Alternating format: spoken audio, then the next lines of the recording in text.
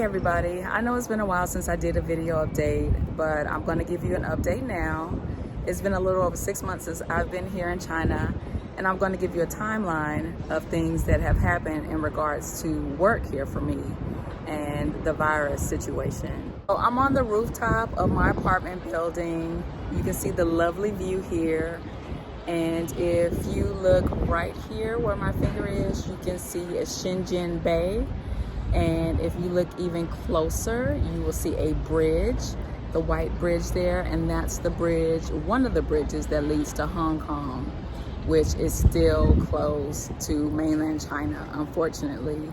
Hong Kong has been closed since like February, and I have been longing to go to Hong Kong and still have not been, unfortunately. So I arrived in Shenzhen, China on Sunday, January 5th.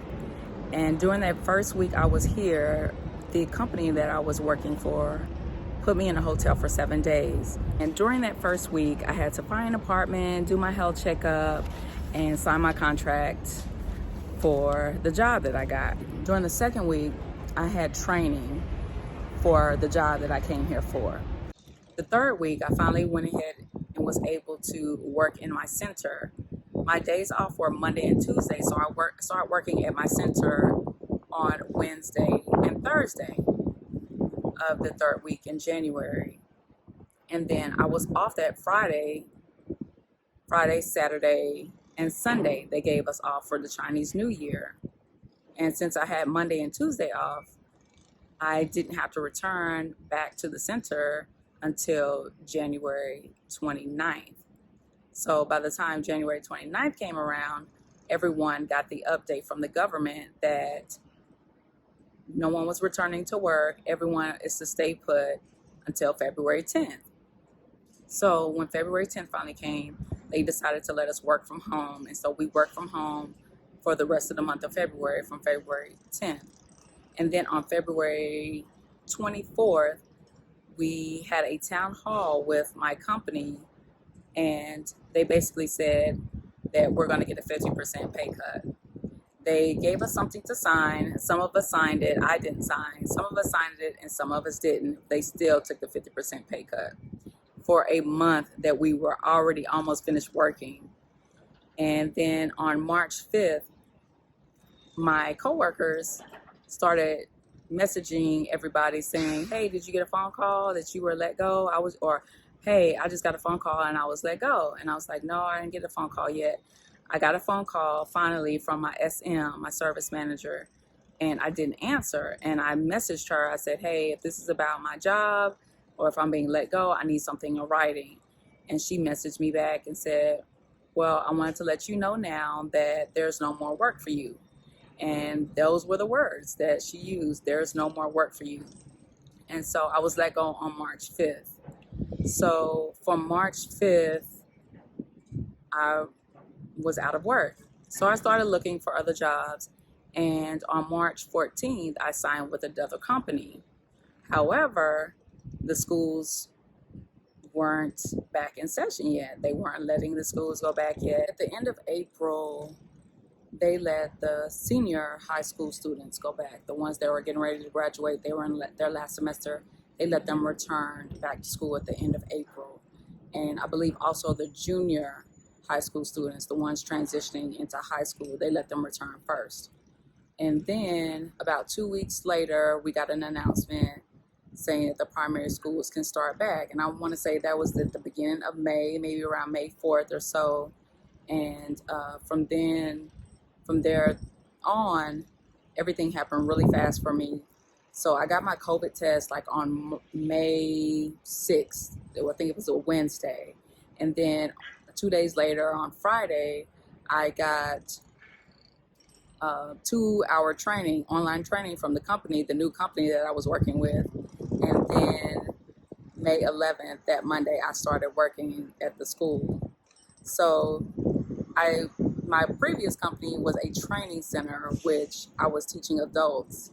And the company that I went to works with all different ages, but I ended up working at a primary school teaching 4th, 5th, and 6th graders. So it was a little bit of an adjustment. Here, my first day back to work at a public school. See how it goes. As students and staff enter the school, they are typically greeted by at least 2 security guards and other staff from the school. As you can see on the ground, there are markers indicating how far apart students and staff should be away from each other as they enter the school. This area has a camera which scans everyone's body temperature as they enter. This is to help detect if anyone has a high body temperature or possibly a fever before they enter the school. On the other side of this wall, there is someone looking at everyone's body temperature as they enter the school. Once inside the school, students and staff are typically greeted by other students from the school. Here is a look at the entrance of the school. Here is where they monitor the body temperature. And here's a tent where they do testing and monitoring if needed. And these are the supplies received on the first day of work. Here's a quick tour of the school while the students were away at lunch. Here is the ladies and girls restroom and the men and boys restrooms across the way. Here are the sinks for the men and the boys, and you can see the pictures for the hand washing on how to wash your hands. And there's supposed to be soap in here, but soap was not replaced in a timely manner always, unfortunately. Overall, the school was pretty clean. The restrooms were clean, and as you can see, the floor is pretty clean here. Here is the office that I share with 6 other teachers, 5 Chinese teachers and 1 foreign teacher. So the difference between working at the training center and at a public school, training centers work year-round. No one gets the weekend off. Your days off are typically during the week. And the primary school, working for a public school, you get weekends off. So that was a change that I was kind of happy about. And not only do I get weekends off, I also get summer and winter break, which training centers do not. Some training centers you get maybe 1 week off or paid vacation. Some you get maybe 2 weeks or 10 days paid vacation, but you will not get an entire summer or a winter break off working at a training center. So some additional perks in working at a public school is they offer free breakfast and free lunch for their staff. And so that was nice. If you can kind of get into the habit of how Chinese people eat and what they eat for breakfast and what they eat for lunch, if you can stomach it, then it's good. You get free. You don't have to spend money on lunch, breakfast or lunch. The public school schedule that I had 13 classes every week, and maybe I had 2 to 3 classes a day, which was great. And then my other hours were office hours. So I loved the schedule. It was great. Just like any other school or any other country, I'm sure, you have those students that are very well behaved and those that are not. And it was no different here. So had a few issues in my class, and when the teacher stays in the classroom, it's not an issue. Typically, the students stay in line, and I have no problem. They participate and listen. But when this teacher is not, you can tell it's a big difference. The students really respect their Chinese teachers, and so that was one thing I had to kind of get past. Also with the public schools, the teachers rotate. The teachers, when the bell rings, the teacher leaves the classroom and goes to their next class. Versus like in the States, the students, when the bell rings, the students get up, take all their books and everything, and then go to the next class. So that's one difference. One thing I had to get used to that was different. And also the class size, my goodness. So I was teaching in a training center, so I would have maybe 1 or 2 or 3 at the most students in my class. at a time, although I only worked 2 days in the center. Uh, but in the public school, I had 45 plus students in my classroom. One thing that was kind of an issue for me was that if you know about Shenzhen, China, if you know anything, it's broken out into different districts. So I lived in Nanshan. I live in Nanshan district, and I was working in Futian. So my commute was like an hour and a half each way. So from my apartment to the metro, it was like 20-minute walk. And then my metro ride was like 40 minutes. And then I had to walk from my last metro stop to the school, which was like 15 to 20 minutes. And then I had to do that again on the way back home. Now imagine doing that during this summer heat. This is very similar to Texas, very humid, very hot. You probably can see me shimmering now since I'm outside. But that was very grueling. I walked like almost 5 miles a day, and it was like over 12,000 steps, and that was just my commute. That's not even if I decided to work out when I got home or anything like that. So that was one thing that I kind of had an issue with. Now for next semester, I hope to have a kindergarten classroom in Nanshan with a shorter commute. So cross your fingers, let's hope, pray for me, please. The school that I was at, it was just 2 foreign teachers. They call them FTs, foreign teachers. So it was me and another foreign teacher. He had been here for like 13 years. He has a wife and kids, so he pretty much knew the ropes, and he was kind of helping me out a little bit. And he had been at the school for a couple years, maybe 2 or 3 years already, and so he kind of helped me out a lot.